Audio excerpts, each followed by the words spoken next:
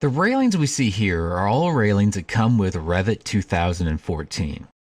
If we zoom in to take a look at these different railings, you'll see that this one is made up of a bunch of glass panels. It also has some railings going maybe across the top. Here we have some individual balusters, as well as a handrail, and then the top. Here we have a group of railings, as well as some balusters that are standing straight up. And that's how these individual railings are made. If we select any of these railings, in this case I'm going to select on the glass panel bottom fill, we can go to Edit Type to see some of their properties. A few of the properties that we need to look at begin with the top rail. That's this particular bar that's going all the way across the top. For this one, it's 3 foot tall off of the ground. It also has elliptical 1.5 by 1 1/8 for the type.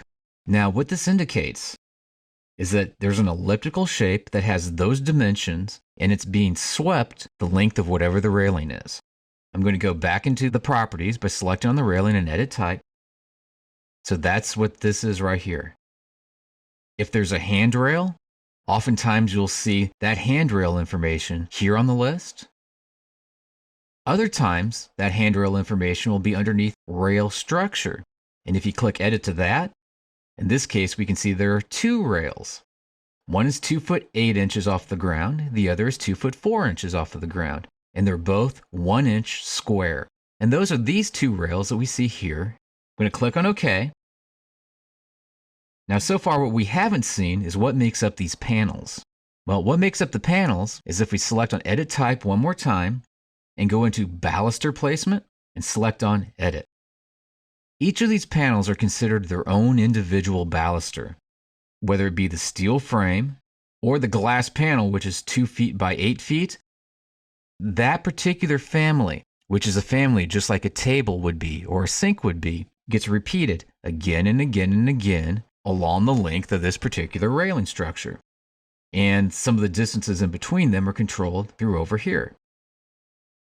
There's also the start post, corner post, and end post for these. And if I click cancel just to get out of this menu so we can see it, and I'm going to pull my type properties over, this is one of those corner posts. And this is going to be repeated at the start, as well as any time that this has a corner, this post will now show up. So let's take a look at these properties again on some of these other railings. I'm going to click on OK to this, and zoom back out, select on this rail here, and then click on Edit Type. What we have, 3 foot 6 high, is the top of this rail, and it's a rectangle. It's 2 inches by 2 inches. There's also a handrail in this case, positioned on the left-hand side, that's circular and 1.5 inches around.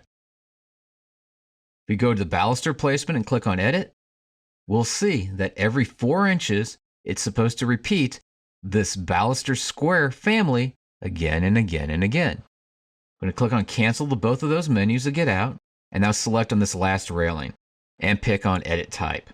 If we take a look underneath the baluster placement in this case and select on edit, we can see that there's a baluster round as well as baluster round all the way on down.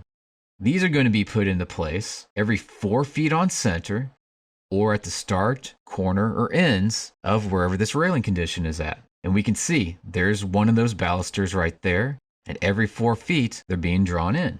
Now I'm going to hit on cancel to get out of this menu. I'm going to come up to edit next to rail structure, and here we can see each of these rails going straight up as well as their height off of the ground and their overall 1 inch diameter around. This is the shape and this is their height. As far as materials go, it's currently listed as being by category. But if someone would click inside there, you could specify that this is made out of stainless steel, aluminum, PVC, whatever material you like to be made out of, just specify it through here and in the materials. So railings, they're made up of rails as well as balusters. They also have top rails and handrails associated with them. And all their properties can be found from underneath Edit Type in the Properties dialog box.